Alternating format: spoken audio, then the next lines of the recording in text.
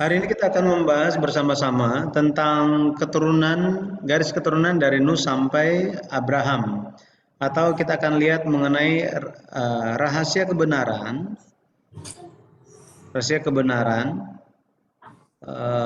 kejadian pasal 11. Khususnya ini bicara mengenai silsilah.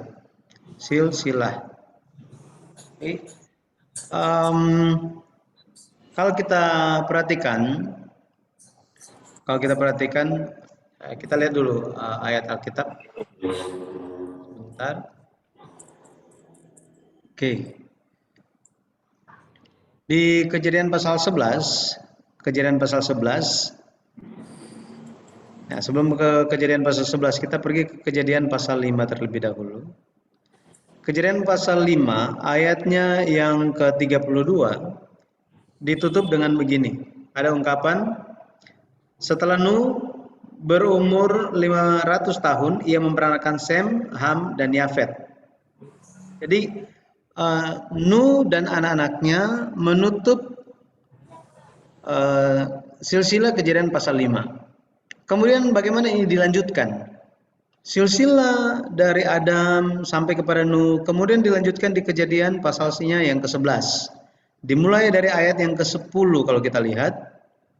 Ayat yang ke-10 dikatakan begini. Ayat yang ke-10 dikatakan, inilah keturunan Sem. Jadi dari antara anak-anak Nuh ditekankan bahwa yang melanjutkan garis keturunan adalah Sem. Dari antara Sem, Ham, dan Yafet, anak-anak Nuh, yang melanjutkan garis keturunan Adam sampai ke Nuh itu adalah Sem. Jadi kita bisa lihat bahwa kejadian pasal 11 ini pada akhirnya berbicara mengenai siapa yang akan muncul kemudian, gitu ya. Siapa yang akan muncul kemudian? Generasi-generasi yang berikutnya itu yang akan muncul siapa saja. Maka kalau kita kembali memperhatikan silsilah, sebentar.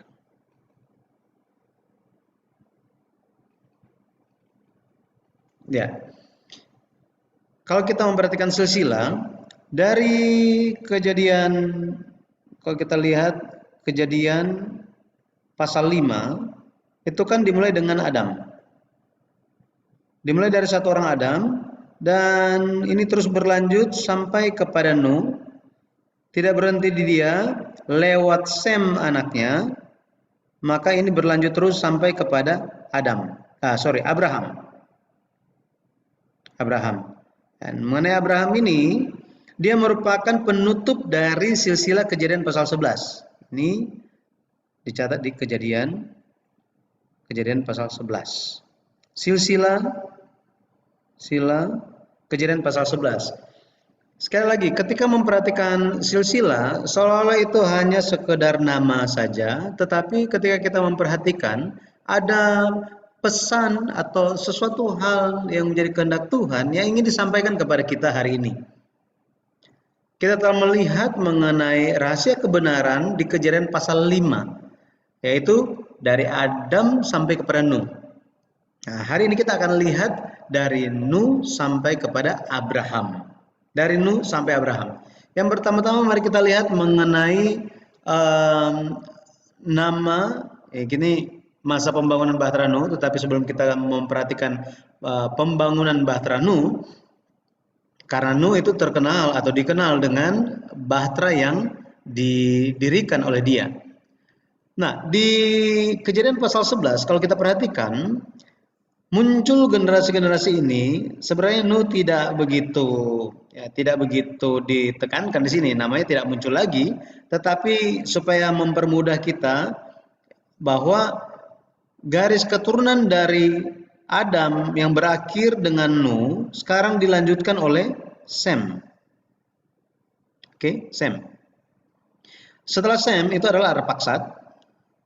Setelah Arpaksad, Sela. Setelah itu ke Eber memperanakan Peleg, Peleg memperanakan Rehu memperanakan Serug memperanakan Nahor memperanakan Tera, dan Tera memperanakan Abraham. Jadi Jika Nuh ini adalah generasi yang ke-10 dari Adam, Abraham adalah keturunan yang ke-20 dari Adam. Ya, keturunan yang ke-20. Telah kita bahas di bagian awal bahwa salah satu metode dalam mempelajari silsilah di kitab Kejadian antara lain mengenai arti nama. Ya, mengenai arti nama. Bahwa arti nama, lewat arti nama kita bisa mengenal keadaan waktu itu seperti apa, zaman di waktu itu seperti apa, lebih lagi iman dan harapan orang tua seperti apa. Sehingga bagaimana anak itu telah hidup, kita pun bisa memperhatikannya. Memang kalau kita lihat silsilah, terkadang sering kali silsilah itu menjadi batu sandungan atau banyak orang yang berhenti atau melompati silsilah, melompati silsilah atau berhenti membaca firman Tuhan, membaca Alkitab, gara-gara hal-hal yang seperti ini. Kenapa? Karena kita tidak mengenal siapa mereka, apa yang terjadi dengan hidup mereka. Kita tidak tahu. Akan tetapi, Pendeta Abraham Park, penulis dari sejarah perebusan, memperkenalkan metode untuk mempelajari silsilah, untuk mengenal siapa mereka. Jadi, lewat arti nama kita bisa melihat, ya, lewat arti nama kita bisa melihat keadaan waktu itu seperti apa, kemudian harapan dari orang tua itu seperti apa, dan pada akhirnya apakah sosok ini benar-benar hidup sesuai dengan arti namanya atau tidak. Makanya kita perlu memperhatikan juga beberapa hal selain arti nama, itu adalah keterangan tambahan. Keterangan tambahan. Jadi ada informasi tambahan. Jika kita misalnya gitu ya, kalau di dalam kelas, perkuliahan, lalu lagi dipanggil satu persatu gitu ya, dipanggil misalnya Trisna gitu ya, saudari Trisna, saudari Herlina gitu ya, saudari Janueli. Tiba-tiba pas tiba kepada misalnya kepada saudari Atimania gitu ya, atau Ibu Hulu, terus ada dosennya ada bicara sesuatu hal. Ya udah, saudari Atimania Hulu, nanti tolong setelah ini jangan lupa memperhatikan kegiatan tambahan perkuliahan, yaitu membuat bakso misalnya. Misalnya gitu ya. Berarti semua yang ada di kelas sedang memperhatikan siapa? Ya, sementara memperhatikan saudari atau Ibu Hulu ini, betul ya? Kenapa? Karena ada informasi tambahan, ada keterangan tambahan yang diberikan dosen kepada dirinya. Sama seperti itu, ketika kita memperhatikan silsilah, jika ada kan yang cuma ditulis namanya saja, ya kebanyakan itu hanya ditulis nama. Tetapi ada sosok-sosok tertentu yang diberikan informasi tambahan. Nah, informasi tambahan di sini kalau kita lihat, kita bisa dapatkan antara lain pada Nuh, Sem, Sem, dan ada keunikan-keunikan sebenarnya kalau kita lihat dengan catatan-catatan setiap tokoh ini. Kita tidak bisa bahas satu persatu, tetapi contohnya gitu ya, Arpaksad ini dia itu bukan anak sulung, dia itu anak ketiga. Ya, kalau kita lihat gitu ya, jadi dia bukan anak sulung. Ya, dia bukan anak sulung. Kemudian mengenai Eber, ada keunikan mengenai Eber ketika dia diperkenalkan, ya, mengenai Eber. Setelah itu mengenai Pelek, ya Pelek, ada sesuatu hal juga yang diberikan informasi tambahan tentang Pelek ini. Tetapi informasi tambahan tentang Pelek, tentang Eber, tentang Arpaksad, tentang Sem, itu ditulisnya di luar Kejadian pasal 11. Di luar Kejadian pasal 11. Artinya ada informasi yang dicatat di pasal yang lain, pasal-pasal sebelumnya. Contoh mengenai Sem di pasal yang ke-9, dan tentang Arpaksad, tentang Eber dan Pelek itu dicatat di Kejadian pasal 10. Nah, kemudian ada Rehu, Serug, Nahor, Tera, Abraham. Mengenai Tera ada catatan tambahan mengenai dia. Apalagi mengenai Abraham, ada banyak sekali catatan tentang Abraham, ya, banyak pasal. Seperti ini. Sehingga kalau kita lihat ke kitab Kejadian, di dalam kitab Kejadian itu ada 10 silsilah. 10 toledot, gitu ya. Ada 10 toledot. Maka kita bisa katakan bahwa kitab Kejadian itu didirikan berdasarkan 10 silsilah itu. Maka tidak berlebihan jika kita katakan bahwa buku atau kitab Kejadian merupakan kitab silsilah. Ya, kitab silsilah karena banyak silsilah yang terdapat di dalamnya. Oke. Nuh, arti namanya adalah istirahat atau penghiburan. Sem, arti namanya reputasi. Ya, reputasi atau ya nama atau reputasi atau terhormat, itu arti namanya juga. Arpaksat artinya perbatasan wilayah. Sela arti namanya mengirim atau memperluas, menggapai atau mencapai. Eber arti namanya orang yang menyeberang. Ya, secara khusus di sini, secara konteks zaman dulu itu menyeberangi sungai. Kemudian arti nama Pelek terbagi, pemisahan. Nah, apa yang terjadi di zaman-zaman mereka sehingga ada diberikan nama demikian. Ya, kalau kita lihat Tera, Abraham, nanti kita akan lihat semuanya. Makanya ada baiknya kalau misalnya kita dibantu dengan membaca buku silsilah di kitab Kejadian. Seri pertama buku sejarah perusahaan yang ditulis oleh Pendeta Abraham Pak. Oke, sambil kita menuju ke sana, coba kita perhatikan di sini. Kita bisa lihat di tabel ini bahwa cara melihatnya ini adalah Nuh, dia ketika berumur 102 tahun, Sem lahir. Oh, ini dapat dari mana ini? Ini dapat dari mana ini angka ini? Karena Kejadian 5 ayat yang ke-32 hanya mencatat bahwa ketika umur Nuh 500 tahun, dia memperanakan Sem, Ham, dan Yafet. Hanya begitu aja. Lalu angka 502 ini dapat dari mana? Pendeta Abraham hitung semuanya. Ya, tidak ada yang terlewat, dihitung semuanya. Oke, jadi Nuh ketika dia berumur 502 tahun, Sem lahir. Seperti ini. Kemudian dia masih hidup, ya, dia masih hidup sekian tahun lamanya. Ini Nuh. Nuh hidup sekian tahun lamanya. Ini ya, 448 tahun sampai 950 tahun lalu ia mati. Jadi kita bisa lihat angka ini adalah usia memperanakan. Usia memperanakan. Kalau kita bandingkan dengan Kejadian pasal 5, Kejadian pasal 5 itu mereka memperanakan itu di usia ya, kalau Adam 130 tahun, kemudian ada yang 90 tahun, ada yang 70 tahun. Lama-kelamaan kalau kita lihat usia memperanakan itu di sekitar 30-an tahun. Rata-rata ya, di usia sekitar 30-an tahun. Tetapi ada keunikan lain di sini kalau kita lihat, yaitu umur kematian mereka. Umur kematian mereka, sebelum kita pergi ke umur kematian, saya ingin beritahukan bahwa ada perbedaan pencatatan silsilah di Kejadian pasal 11 dan Kejadian pasal 5. Kejadian pasal 5 itu dikasih tahu contohnya Adam berusia 130 tahun ketika dia memperanakan Set. Kemudian dia masih hidup 800 tahun lagi dan dia mencapai umur sekian. Ya, dia mencapai umur sekian. Nah, di Kejadian pasal 11 coba kita lihat sekilas gitu ya. Tidak dicatat seperti itu. Ya, tidak dicatat seperti itu, hanya dicatatnya begini. Contoh, Sem.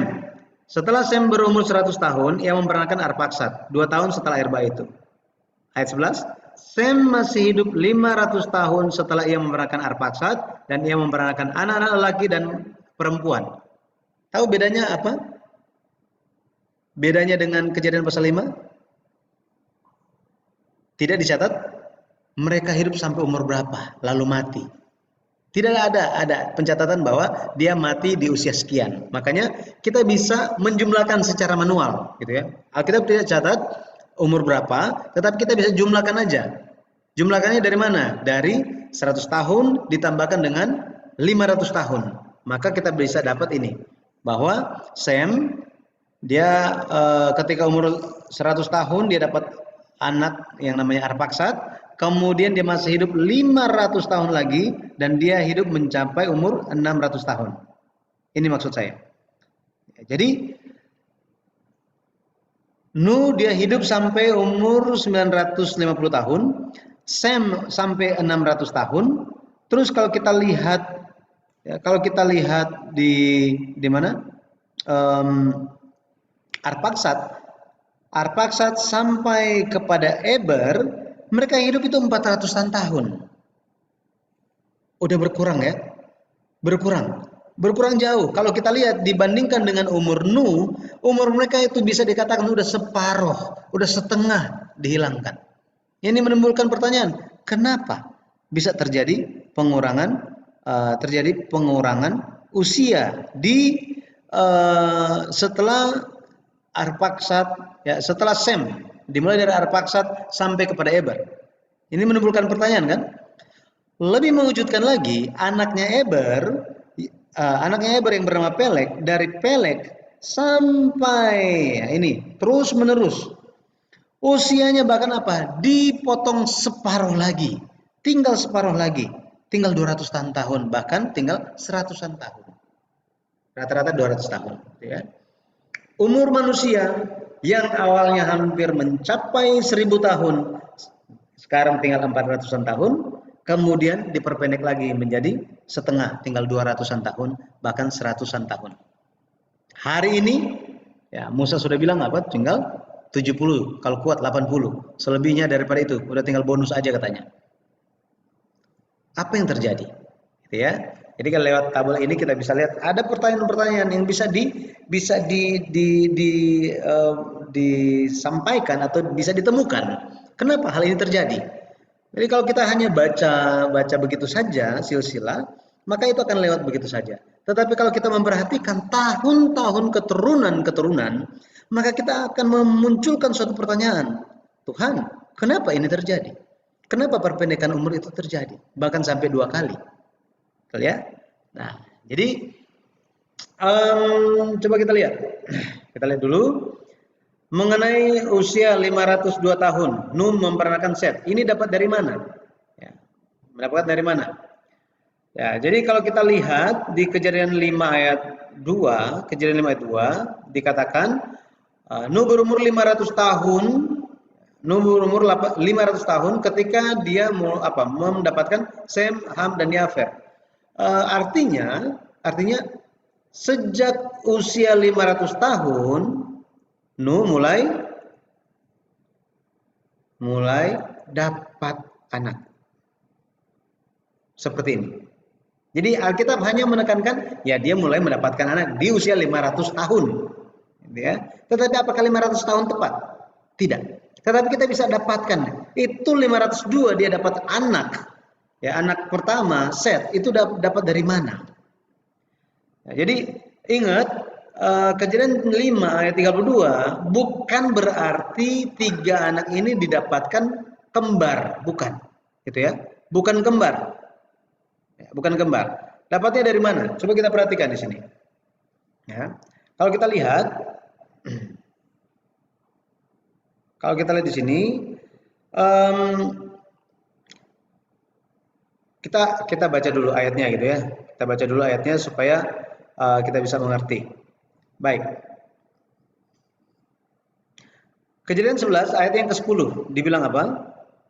Kejadian 11 ayat yang ke-10 dikatakan, inilah keturunan Sem. Setelah Sem berumur 100 tahun, ia memperanakan Arpaksad 2 tahun setelah Airba itu. Sekarang, coba kita lihat dulu mengenai hal ini ya. Ini saya ingin tambahkan, sebentar saya ingin tambahkan satu lembar untuk catatan.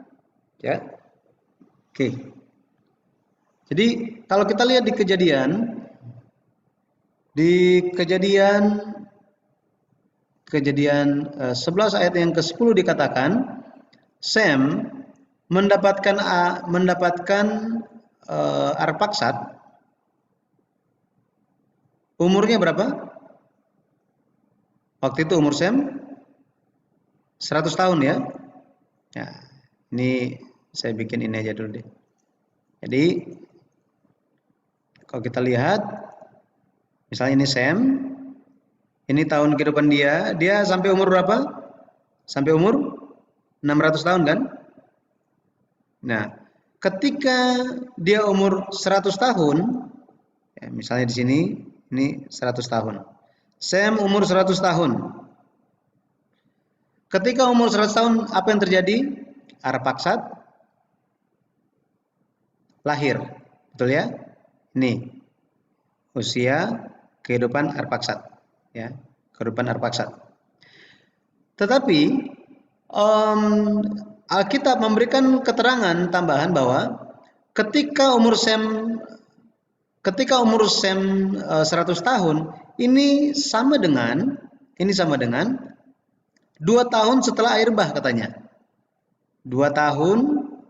Jadi kalau misalnya ini berarti ini sama dengan 2 tahun setelah air bah, Oke, setelah air bah. Maka air bah itu terjadi kapan? Di usianya berapa?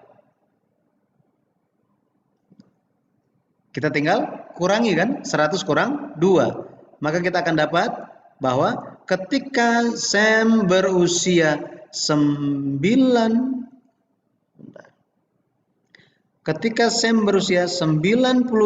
tahun, apa yang terjadi?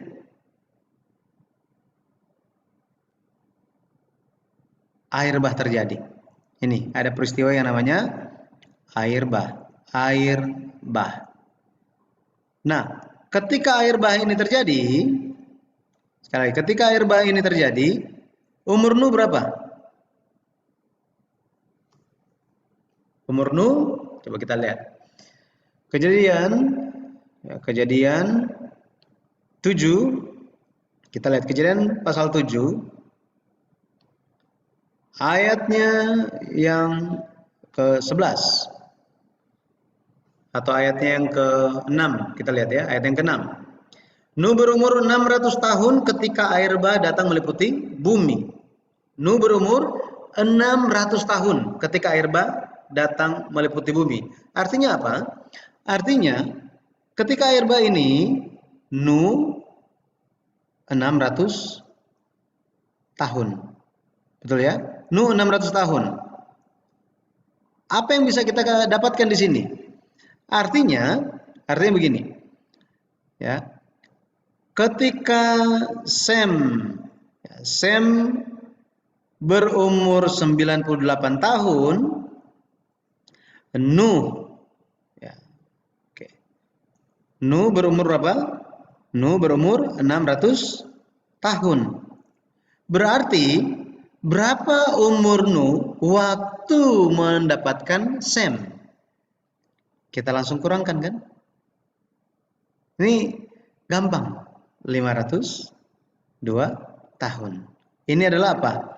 Umur Nuh waktu Sam lahir. Bisa mengerti di sini? Bisa, Saya tanya dulu. Bisa ya? Ya, Pak. Jadi ketika Sam sekali lagi, ketika Sam itu umur 100 tahun, ini adalah 2 tahun setelah air bah. Berarti air bah itu terjadi dia umur 98 tahun. Nah, kita tahu bahwa ketika Sam umur 98 tahun dan air bah itu terjadi, Nuh berumur 600 tahun, maka kita bisa dapat bahwa 600 dikurang 98, 502 merupakan umur Nuh waktu Sam lahir. Pendeta Abraham Park, penulis sejarah penulisan, bilang begini, kalau kita pergi ke pasar, beli suatu barang, harganya sekian, kemudian kita kasih uang sekian, dan kita dapat kembaliannya, dan kita bisa tahu bahwa kembalian itu pas, berarti jika kita bisa lakukan itu di pasar, mengenai tahun-tahun di dalam Alkitab, kita pun bisa. Artinya apa? Mudah sebenarnya. Tapi karena kita biasanya langsung lihat angka-angka, langsung pusing duluan, langsung ingin menyerah gitu ya. Tetapi mari kita jangan menyerah ya. Jangan menyerah. Lewat ini kita bisa mendapatkan banyak hal gitu ya, banyak hal. Oke. Lebih lagi apa? kita bisa tahu bahwa pembangunan nih, pembangunan Bahtera itu kurang dari 120 tahun, ya, atau tidak sama dengan 120 tahun. Seperti yang dikatakan oleh banyak komentar Alkitab, ya, yang memberikan komentar Alkitab. Hanya karena Kejadian 6 ayat 3 dikatakan, Rohku tidak akan selamanya berada pada manusia itu karena itu umur mereka hanya 120 tahun saja. Jadi karena satu ayat ini terus ada orang yang berpendapat, oh ini menunjuk kepada angka 120 tahun, menunjuk kepada usia atau jangka waktu, ya, jangka waktu Nuh membangun Batra. Nah ini akhirnya tidak tepat. Banyak orang-orang hanya mengikuti saja tanpa menghitungnya. Karena mayoritas orang berkata pembangunan Batra itu 120 tahun, pada akhirnya pengikut-pengikut berikutnya, generasi-generasi yang memberikan komentar kepada Alkitab, yang menulis komentar Alkitab, akhirnya mereka hanya ikut itu saja tanpa menghitung. Pendeta Abraham Park menghitungnya dengan tepat dan bilang apa? Bukan 120 tahun. Bukan 120 tahun. Ya. Nah, jadi kita bisa lihat bahwa usia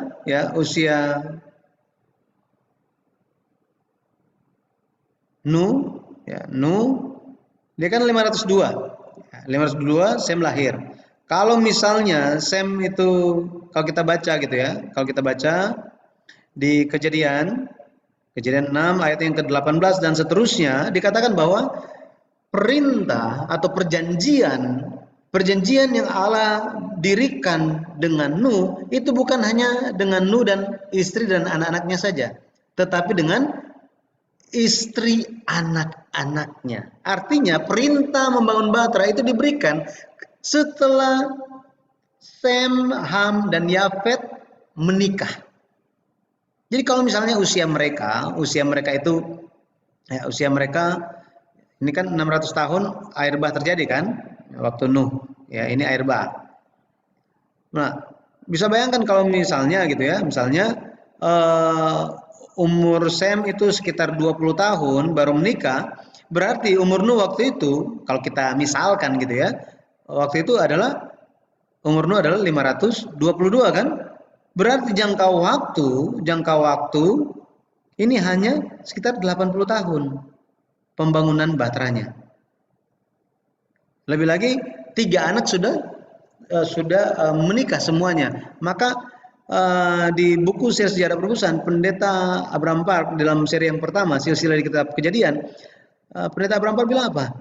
Itu hanya 70 sampai 80 tahun masa pembangunan Batra itu. Ya, seperti ini. Oke. Jadi ketika kita mendapatkan umur Nuh 502 tahun, maka ada banyak hal yang kita bisa temukan. Rahasia-rahasia yang kita bisa temukan bahwa apa? Bahwa ternyata pembangunan Batra itu bukanlah 120 tahun. Melainkan hanya sekitar 70 sampai 80 tahun. Yang pastinya berapa hanya Nuh yang tahu dan di zaman anak-anaknya dan Tuhan yang tahu. Tetapi kita bisa lihat range-nya berapa lama. Oke?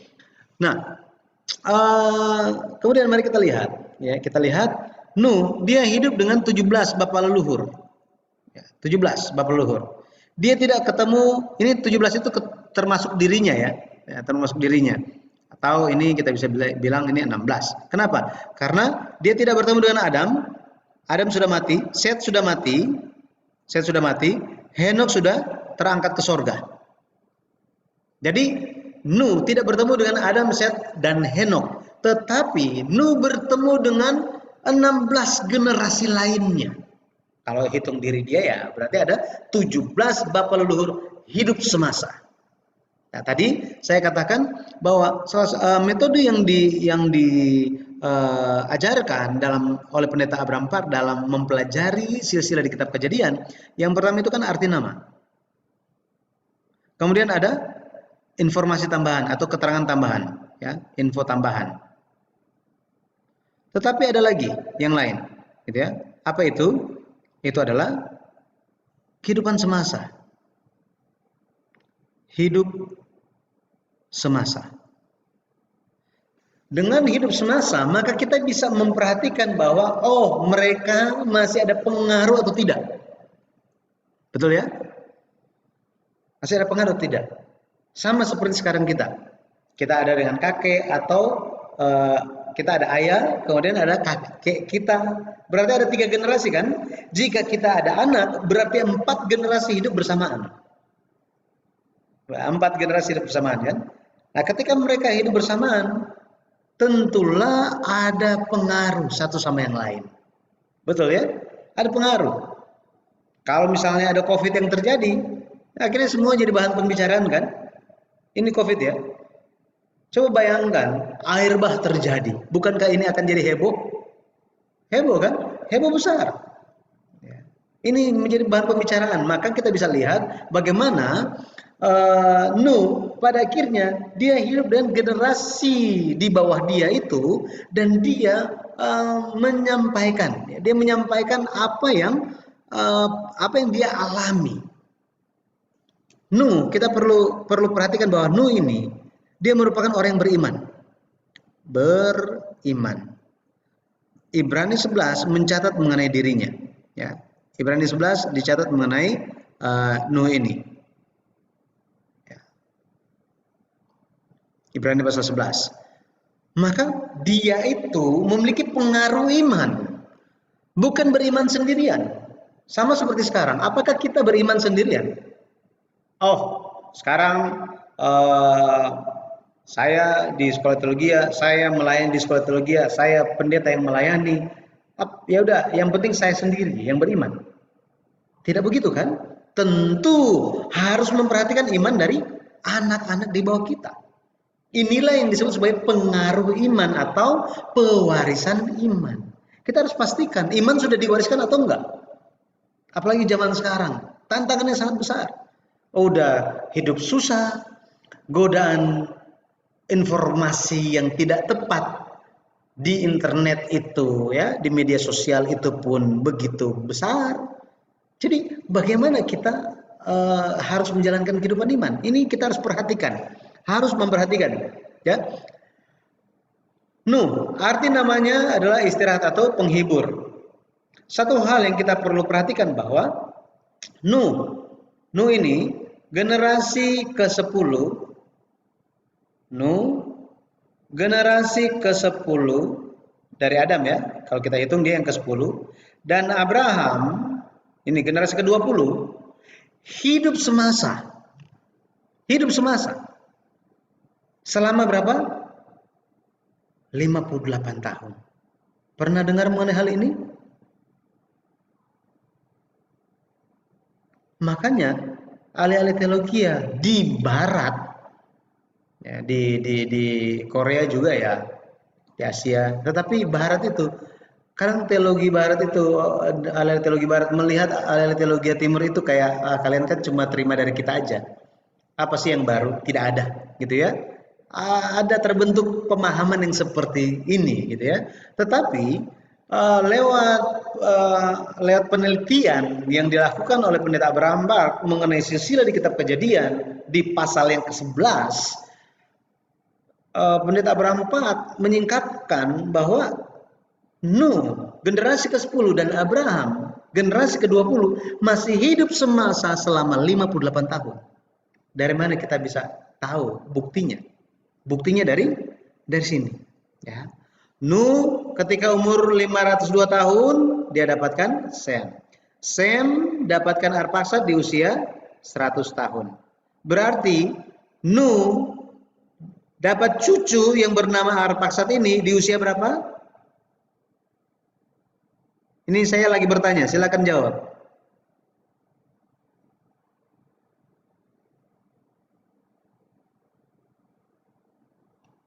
Nuh umur 502 tahun dapat anak Sem.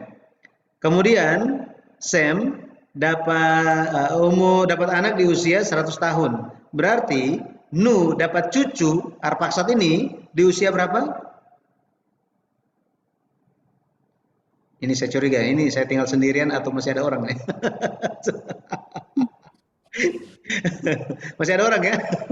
Masih Bapak. Ya, masih ada. Ya, jadi berapa? Berapa usia Nuh ketika cucunya lahir? Arpaksad ini lahir. Enam. Kita tinggal apa? Tambahkan kan? Iya, Bang. Berarti berapa? 602. 602. Betul ya? Ya, kalau misalnya ada misalnya ya, saya umur saya umur saya umur berapa ya? Nah, saya umur 40 tahun ya, 39 tahun. Saya umur 39 tahun waktu saya dapat anak, ya. Nah, sekarang anak saya sudah umur 3 tahun. Berarti umur saya sekarang tinggal ditambahin kan dengan usia anak saya. Nah, ditambahkan seperti itu. Dalam hal ini Nuh, ya, Nuh, Sem, Arphaxad, tahun-tahun mereka mendapatkan anak itu dicatat dalam Alkitab. Ini memberikan kita petunjuk suatu cara untuk mengetahui, ya, mengetahui apakah mereka masih hidup semasa atau sudah nggak ketemu, betul ya? Masih ketemu atau enggak? Nah, maka ketika ya, ketika cicitnya lahir yang Selah ini, kan Arphaxad dapat anak di usia 35 tahun, maka Nuh berumur berapa? 602 ditambah 35. Jadi 7. berapa dia umurnya? 7. 637. Betul ya? Nah, kalau kita jumlahkan semuanya, ini, kalau kita jumlahkan semua usia mendapatkan anak ini sampai Terah, Papa Abraham dapat anak di usia 70 tahun, ya, 70 tahun, maka kita bisa dapat bahwa apa? Bahwa ketika Abraham lahir, ini nih, ketika Abraham lahir di sini, nih di sini, maaf ya, ini garis saya kurang lurus. Ketika Abraham lahir, sini, aduh, maaf ya, ini karena tulisnya pakai digital ini sulit. Ya, ini aja. Ya. Nah, ketika Abraham lahir, usia Nuh itu berapa? Kalau kita jumlahkan, ini dia. 892 tahun. Berarti apa? Ketika Nuh berumur 892 tahun, dia menyaksikan Abraham lahir. Betul ya? Dan apa? Dan Nuh dia masih hidup sampai umur 950 tahun. 950 tahun. Artinya, kalau kita kurangkan 950 dengan 892 tahun ini, kita akan dapatkan bahwa Nuh dan Abraham hidup semasa selama 58 tahun. Nah, bisa mengerti sampai di sini ya? Dari mana kita bisa tahu? Ya. Maka ini merupakan penyingkapan pertama di sepanjang sejarah dunia. Bahkan orang Yahudi pun nggak tahu mengenai hal ini. Ya, boleh tanya mereka. Mereka nggak tahu. Kalau mereka nyalain itu sebagai suatu angka, gitu ya. Tetapi angka-angka di dalam Alkitab pun itu adalah firman Tuhan. Karena apa? Itu ada di dalam Alkitab. Jika itu di luar Alkitab, ya kita nggak memperhatikan pun, ya terserah kita. Tetapi ketika itu ada di dalam Alkitab, angka sekalipun, maka itu merupakan firman Tuhan.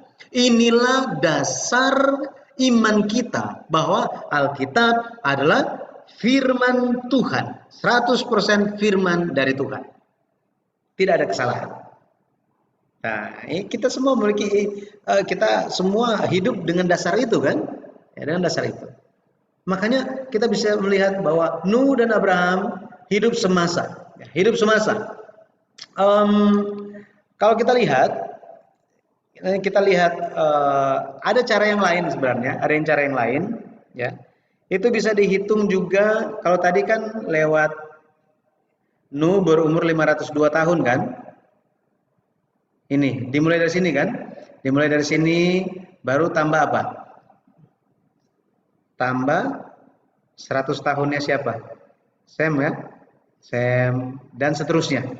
Akhirnya dapat 892 tahun. Dapat ini kan? Ini usia Nuh Abraham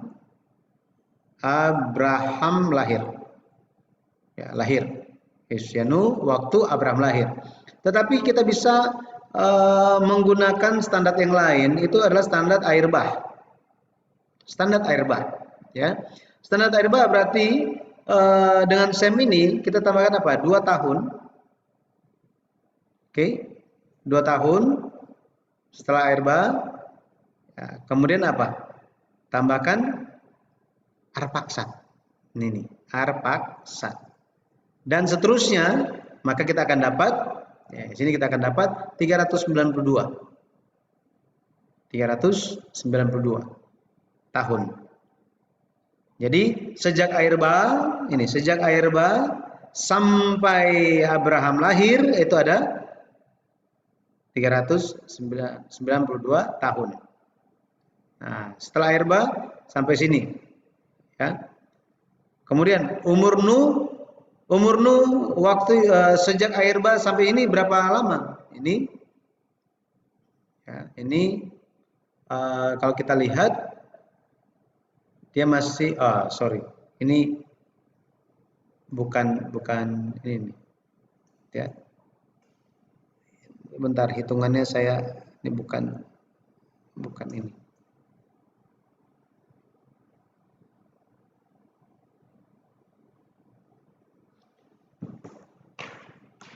Ya.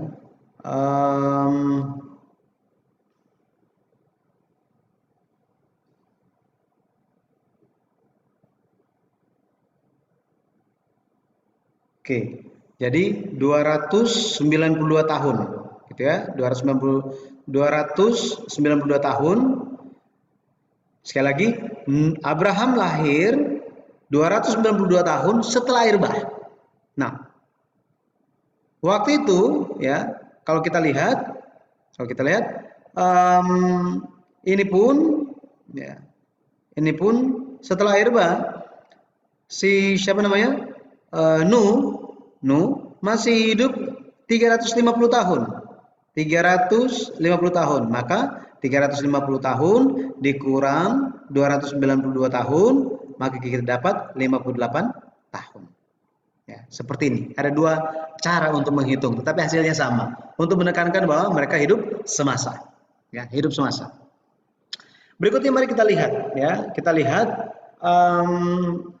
kalau tadi kita sudah di awal ini, ya, tadi kan sudah bahas bahwa ada terjadi pengurangan umur di sini. Ya, di zamannya Arpaksad, ini, kemudian terjadi lagi di zamannya Pelek. Ya, ketika usia menjadi 400-an tahun, dan yang kedua kali usia manusia itu hanya 200-an tahun. Apa yang menjadi penyebab? Nah, coba kita lihat penyebabnya, ya. Penyebab pertama itu adanya perubahan topografi atau perubahan permukaan bumi. Jadi permukaan bumi itu berubah. Kalau kita ingat tsunami yang terjadi beberapa tahun yang lalu, gitu ya, tsunami di Jepang, kemudian di Aceh, peneliti menemukan bahwa garis pantai itu berubah. Ini, garis pantai itu berubah. Kemudian ada yang meneliti bahwa di Amerika ada namanya Grand Canyon, ya, Grand Canyon. Ya, saya cek sini. Ada yang namanya Grand Canyon. Mengenai Grand Canyon ini merupakan suatu lembah yang kalau kita lihat dari atas gitu ya, from sky. Kalau kita lihat dari atas, ya, itu membentuk suatu apa ya, sungai seperti sungai raksasa, tapi sudah kering, gitu ya, sudah kering. Nah, ini saya kasih contoh seperti ini misalnya, ya, ini, ya.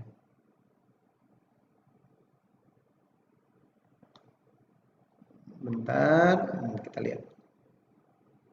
Oh, ternyata ini video.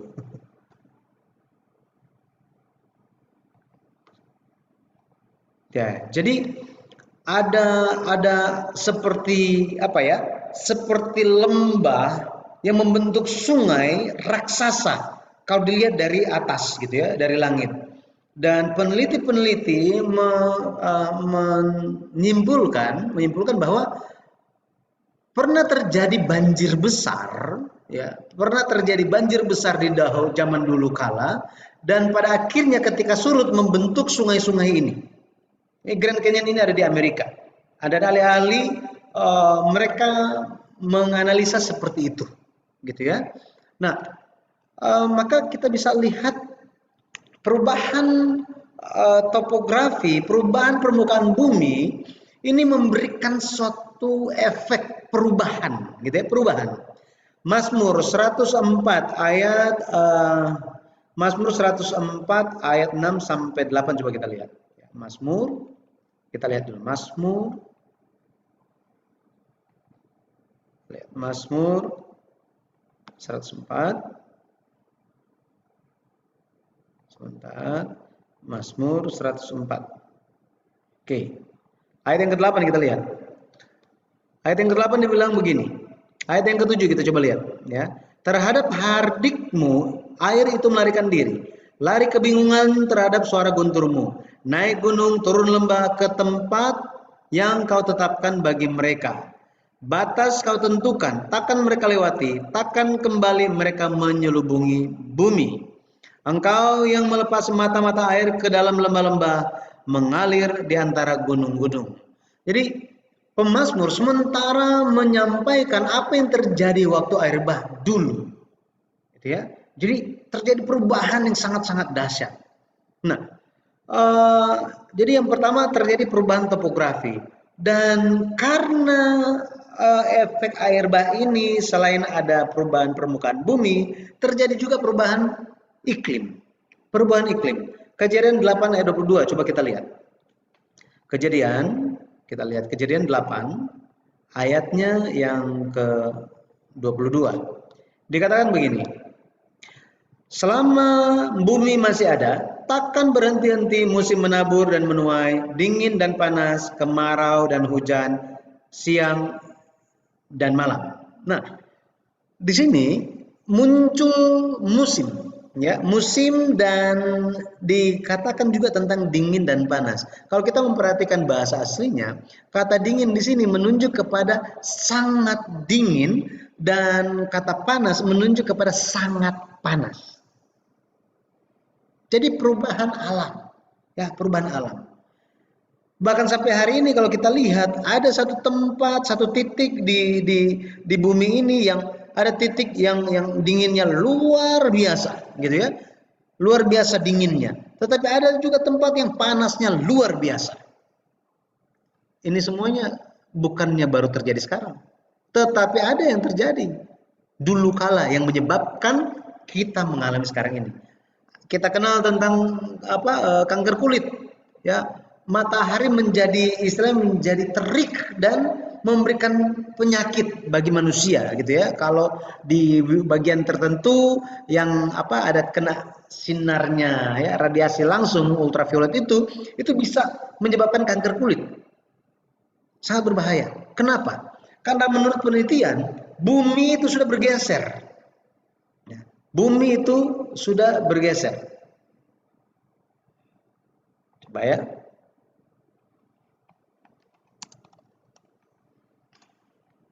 Coba lihat ini, ya. Harusnya Bumi itu posisinya seperti ini, ya, seperti ini. Oh, terlalu kecil, maaf. Sebentar, nggak kelihatan. Ya, coba kita lihat ini. Oke, cukup. Coba kita lihat ini kayaknya. Oh, nggak terlalu bagus. Bentar ya. Kita cari gambar yang ini supaya bisa tahu gitu ya. Ini apa yang terjadi? Apakah benar demikian? Ya. Nah, kita lihat ini aja.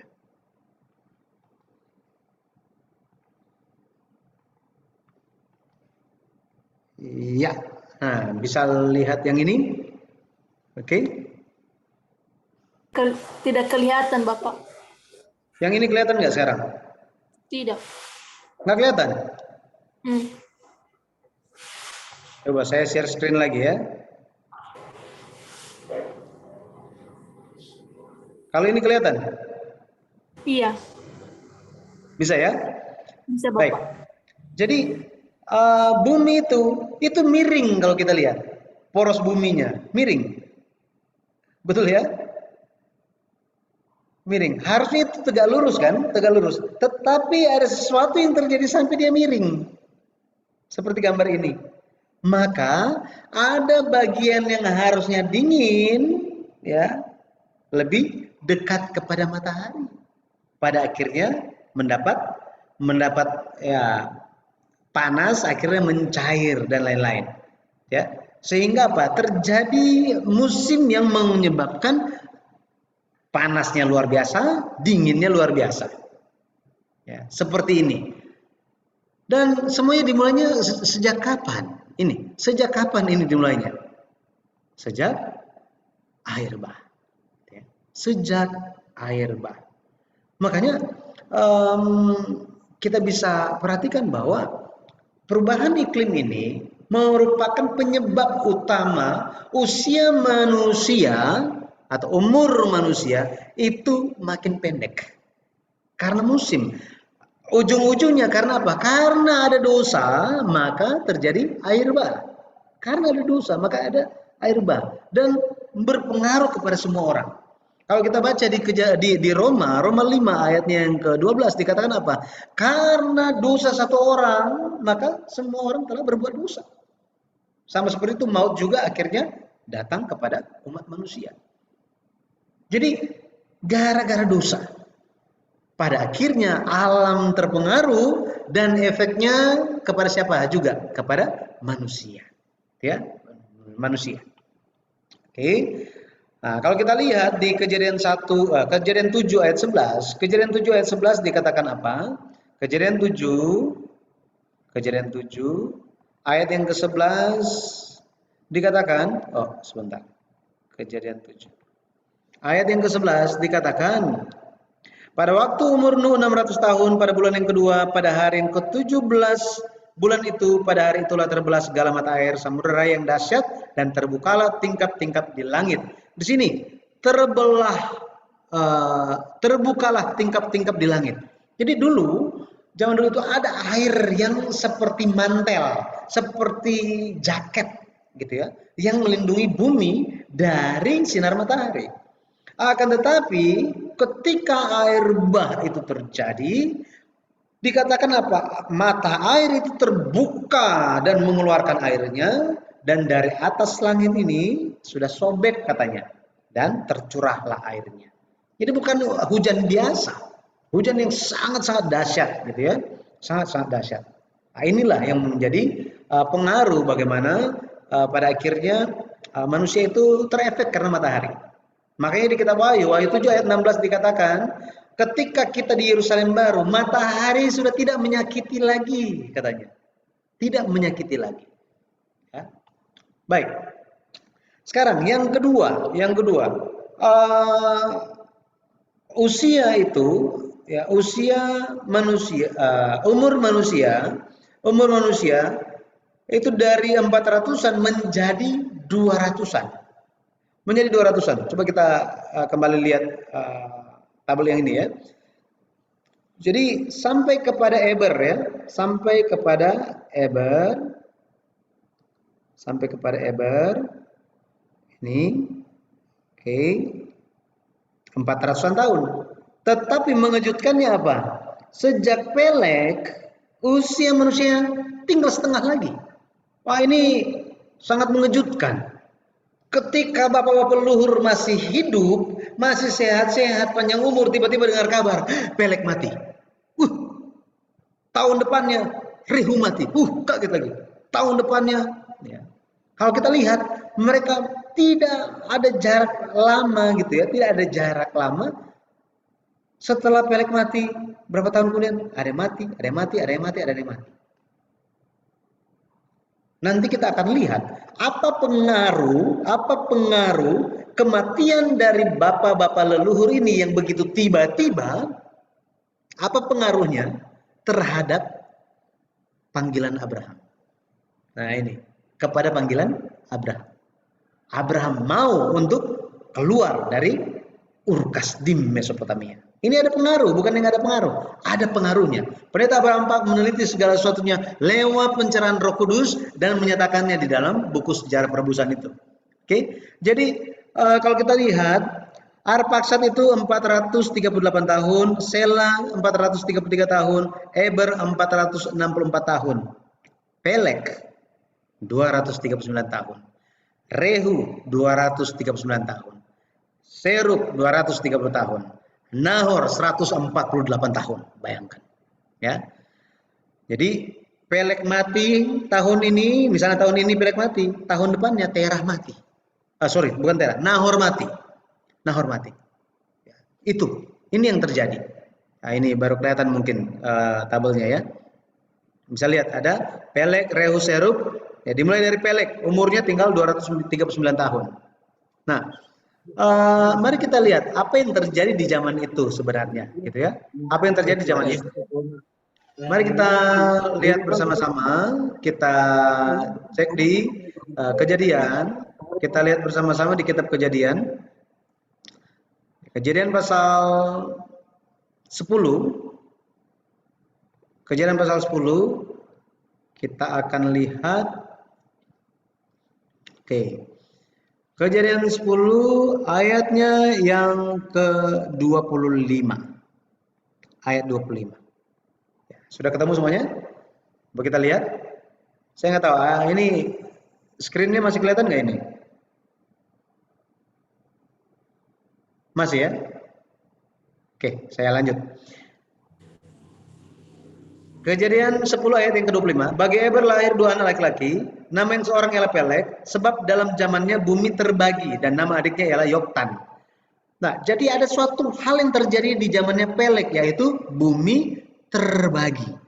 Coba kita lihat ayat yang lain yang senada dengan ini. 1 Tawarik, kita lihat 1 Tawarik 1. 1 Tawarik 1, kita akan lihat ayat yang ke-19.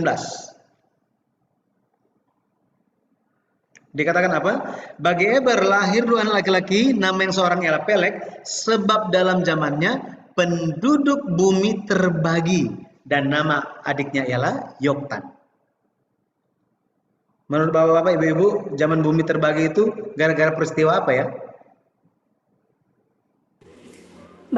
Air bah. Air bah? Ada satu lagi peristiwa yang besar. Apa itu?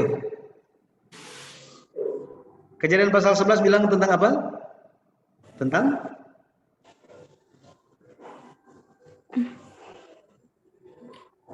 apa? Tentang Bumi terbagi. Menara Babel. Menara Babel. Oke. Nanti saya mau kasih PR bacaan ya. Ya. Menara Babel. Coba kita lihat Menara Babel. Kejadian pasal 11. Kejadian pasal 11 dikatakan apa di situ? Kejadian pasal 11. Ayat 1, adapun seluruh bumi satu bahasanya dan satu logatnya. Maka berangkatlah mereka ke sebelah timur dan menjumpai tanah di datar di daerah Sinear. Lalu menetaplah mereka di sana. Ayat 3, mereka berkata seorang kepada yang lain, marilah kita membuat batu bata dan membakarnya baik-baik. Dan lalu bata itulah dipakai mereka sebagai batu dan gala-gala sebagai tanah liat. Juga kata mereka, marilah kita dirikan bagi kita sebuah kota dengan sebuah menara yang puncaknya sampai ke langit, dan marilah kita cari nama supaya kita jangan terserak ke seluruh bumi. Kalau kita lihat ayat-ayat selanjutnya, Tuhan turun dan Tuhan serahkan, ya, Tuhan kacaukan mereka semua. Ayat yang ke-6 dikatakan apa? Mereka ini satu bangsa dan satu bahasa semuanya. Ya. Oke, ayat yang ke-7 dikatakan apa? Baiklah kita turun mengacau balaukan di sana bahasa mereka, sehingga mereka tidak mengerti lagi bahasa mereka. Demikianlah mereka diserahkan dari situ ke seluruh Tuhan, dari situ ke seluruh bumi, dan mereka berhenti mendirikan kota itu. Oke. Ayat 9 dikatakan apa? Itulah sebabnya sampai sekarang nama kota itu disebut Babel, karena disitulah dikacau balaukan Tuhan bahasa seluruh bumi, dan dari situlah mereka diserahkan Tuhan ke seluruh bumi. Arti nama Babel adalah kacau balau. Kacau balau. Jadi Tuhan serahkan mereka di situ. Ya, karena apa? Menara Babel. Pembangunan Menara Babel merupakan suatu tindakan, ya, suatu tindakan yang apa? Mereka membangun menara, ya, sebuah menara itu yang biasanya itu ada sesuatu gitu ya, dan di atas itu ada suatu mesbah,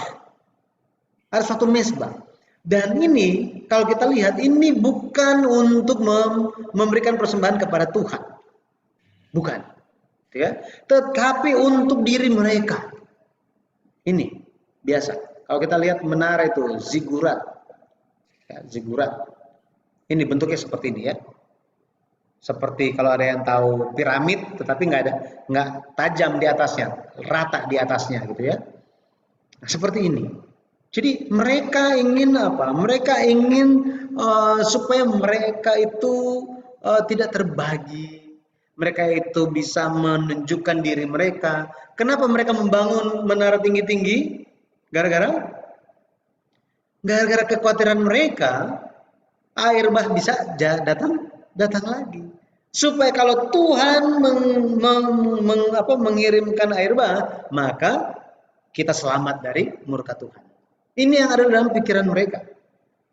Makanya Menara Babel merupakan hal yang jahat di mata Tuhan. Makanya, sekali lagi, makanya Babel ini selalu muncul di dalam sejarah perebusan.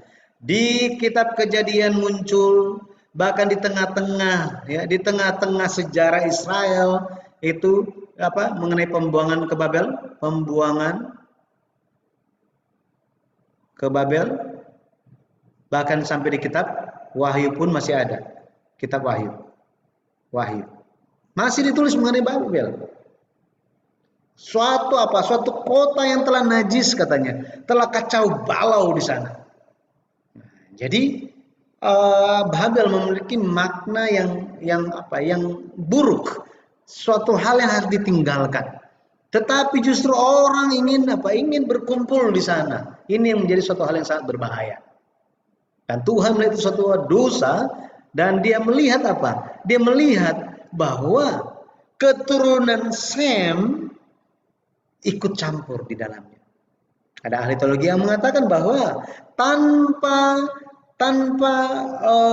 campur tangan pengetahuan konstruksi dari keturunan Sem, Menara Babel tidak bisa dibangun. Maka kita bisa lihat bahwa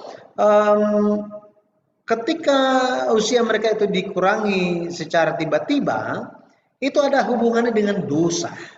Ya, Peleg umurnya itu dipotong setengah, itu ada hubungannya dengan dosa. Amsal 10 ayat 27, coba kita baca. Amsal 10 ayat 27. Kita baca ayat-ayat ini ya. Amsal 10 ayat 27. Dikatakan begini, takut akan Tuhan memperpanjang umur. Amin. Tetapi tahun-tahun orang fasik diperpendek katanya. Oke. Kemudian kita lihat lagi satu, Mazmur 55 ayat 24. Mazmur 55 ayat yang ke-24. Mazmur 55 ayatnya yang ke-24. Coba kita lihat. Dikatakan begini, ayat yang ke-24 ya. Tetapi engkau ya Allah akan menjerumuskan mereka ke lubang sumur yang dalam. Orang penumpah darah dan penipu tidak akan mencapai setengah umurnya, tetapi aku ini percaya kepadamu. Jadi di sini menunjuk kepada mereka yang fasik, mereka yang jahat di hadapan Tuhan, bahwa mereka tidak akan mencapai setengah umurnya. Maka kita bisa melihat bahwa di zaman itu dosa, ya, dosa dan perpendekan umur ini memiliki pengaruh, ya, memiliki hubungan yang erat. Di zaman itu ya, secara konteks di zaman itu. Kita sementara bicara tentang silsilah kejadian pasal 11. Makanya kalau kita lihat Peleg, Reus, Serug, Nahor, Terah, Abraham dan selanjutnya itu mereka masih hidup bahkan di sekitar lokasi pembangunan Menara Babel itu di Urkasdim, wilayah Babel, gitu ya. Masih tinggal di sana mereka. Jadi ada hubungannya. Maka kalau kita lihat arti nama Peleg itu adalah pembagian atau pemisahan. Seharusnya Peleg itu dia memisahkan diri dari pengaruh-pengaruh yang sedang tren waktu itu, yaitu pembangunan Menara Babel. Tetapi justru dia terlibat di dalamnya. Dia harusnya terpisah, tapi justru dia terlibat di dalamnya. Ini yang terjadi kepada Peleg. Ya. Ini arti nama dia. Tuhan mengacaubalaukan, Tuhan menyerahkan mereka. Gitu ya. Nah, jadi kita bisa lihat bagaimana pengaruh dosa itu sangat-sangat kuat sampai-sampai orang-orang yang beriman, keturunan orang yang beriman pun terpengaruh. Memang kalau kita lihat Kejadian pasal 4 tentang silsilah Kain, ini kan seolah-olah mereka itu langsung dihapus, lenyap. Kejadian pasal 5 sudah tidak bahas lagi tentang mereka, tidak menyinggung lagi tentang mereka.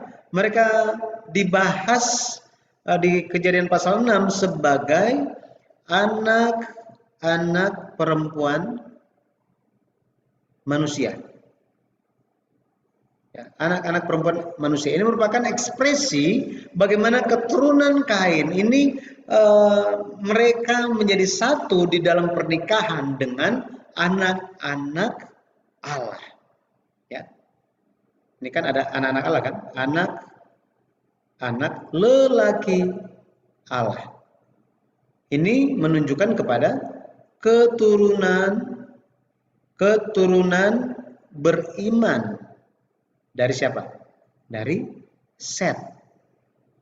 Kan ada Kain, ada Set, betul ya? Sama-sama anak Adam kan? Tetapi jalurnya berbeda, kehidupan mereka berbeda. Nanti di kesempatan berikutnya kita akan bahas mengenai Kain, gitu ya, silsilah Kain dan apa yang membedakan silsilah Kain dan silsilah Set. Apa yang membuat Kain ini menjadi jahat? Bukankah dia itu baik pada awalnya? Kenapa dia menjadi jahat? Apakah bisa orang-orang yang percaya Yesus hari ini berakhir seperti Kain? Nah, ini pertanyaan Usan ya kan. Nah, jadi kalau kita lihat, kita coba ya lihat di sini. Ini Babilonia atau Babel, kota Ur-Kasdim ini. Kota Ur-Kasdim merupakan tempat tinggal dari Abraham. Abraham tinggal di kota Ur. Sini, kalau kita baca di Kejadian 11 ayatnya yang ke-31 ya. Ayat 31. Dikatakan bahwa mereka keluar dari tanah Ur-Kasdim. Artinya kampung halaman mereka di sana. Yosua 24, nanti bisa baca ayat yang kedua, ayat yang ke-15. Abraham tinggal di sana. Tetapi kalau kita lihat ada yang sudah ada yang sudah pindah duluan. Nanti kita akan cari kesempatan. Gitu ya. Kita akan bahas bahwa ini mungkin kita akan bahas dalam tema panggilan Abraham. Gitu ya. Panggilan Abraham. Abraham. Bahwa apa? Bahwa di tanah Haran, ini kan Abraham dari Babilonia dia pergi ke Haran kan? Tetapi di Haran ini ternyata ada sanak saudara. Siapa mereka? Nah, nanti kita akan bahas dalam tema panggilan Abraham. Ya, tema panggilan Abraham. Jadi hari ini yang menjadi kesimpulannya adalah pewarisan iman itu benar-benar harus diwariskan. Sampai-sampai apa? Memunculkan seseorang yang bisa menjalankan kehendak Tuhan. Kalau kita lihat format silsilah itu terbagi dua. Yang pertama itu silsilah vertikal, ya, yang lurus gitu ya, yang lurus dan horizontal. Contohnya kalau vertikal itu adalah Kejadian pasal 5, pasal 11. Vertikal artinya apa? Adam mendapat anak, Set, Enos, Kenan, Mahal, Yared, ke bawah. Nah, ketika itu vertikal ke bawah, jadi ini ada namanya vertikal turun, gitu ya. Ini terbagi dua juga disampaikan oleh Pendeta Abraham Park. Ini ada vertikal turun.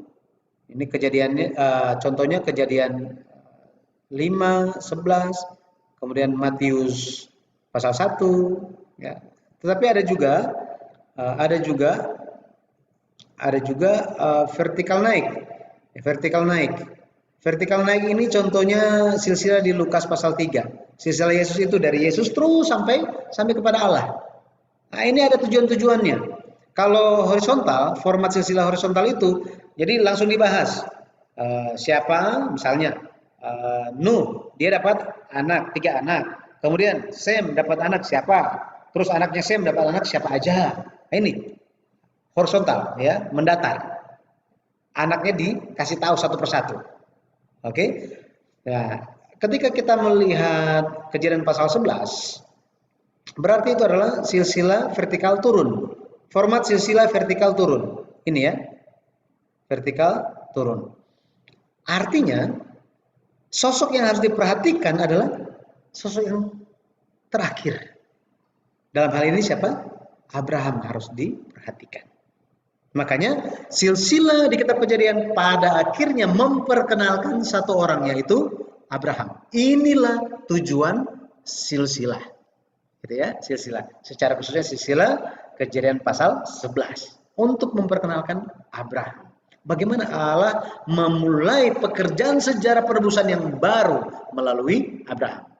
Jadi hari ini saya berdoa dalam nama Tuhan Yesus Kristus kita bisa memahami kepentingan silsilah, bagaimana rahasia yang terkandung dalamnya, dan pada akhirnya kita bisa melihat pewarisan iman itu, kehidupan semasa entah dari orang beriman itu jangan dibiarkan begitu aja, tetapi benar-benar orang yang beriman harus mewariskan imannya. Hari ini kita memiliki iman, mari kita mewariskan iman kita, oke, kepada orang-orang sekitar kita. Dan apa? Kita telah belajar bersama-sama ada pengaruh dosa yang mengakibatkan perpendekan umur. Artinya apa? Artinya dosa itu membawa hal-hal yang tidak baik di dalam. Dosa itu bisa menyelinap masuk ke dalam orang beriman. Itu sebabnya kita perlu berhati-hati, berjaga-jaga senantiasa di dalam doa kita. Nah, semoga kita bisa memahami hal ini. Haleluya. Amin. Baik, sampai di sini ada yang bertanya?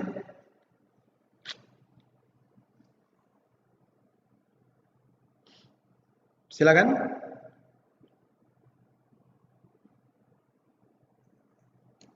Kalau ada, jika tidak ada, kita akan selesai.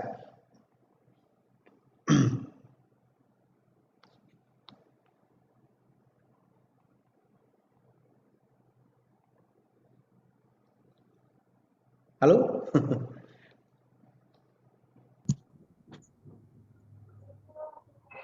Bisa dipahami? Apakah bisa dipahami? Bisa. Baik.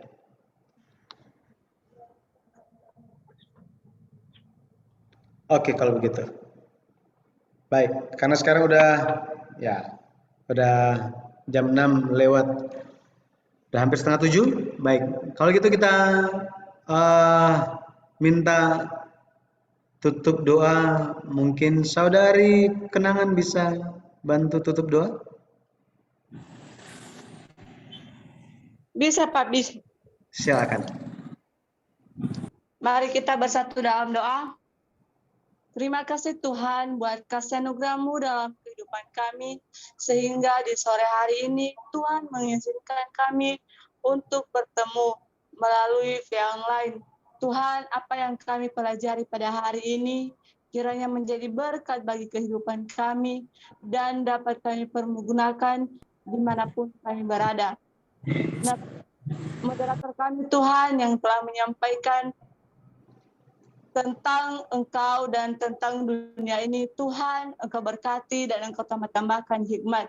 Kiranya Engkau Tuhan yang memberkati keluarganya dan semua rencana-rencana. Terima kasih Bapa. Kehidupan kami selanjutnya hanya kami serahkan ke dalam tangan kuasa Tuhan. Hanya dalam nama Yesus kami telah berdoa dan mengucap syukur. Amin. Amin. Terima kasih semuanya. Sampai ketemu. Shalom, shalom, shalom. Shalom. Nanti yang belum bergabung ke dalam grup mungkin bisa minta Ibu Hulu bantu ya untuk berikan nomor-nomor teleponnya ke Ibu Maria gitu ya, untuk bisa ditambahkan. Oke, Bapak. Oke. Ya. Baik, selesai ini nanti hari ini saya akan sharekan link rekamannya gitu ya, supaya mereka yang tidak ikut bisa ikut. Terima kasih, Tuhan memberkati. Shalom. Shalom.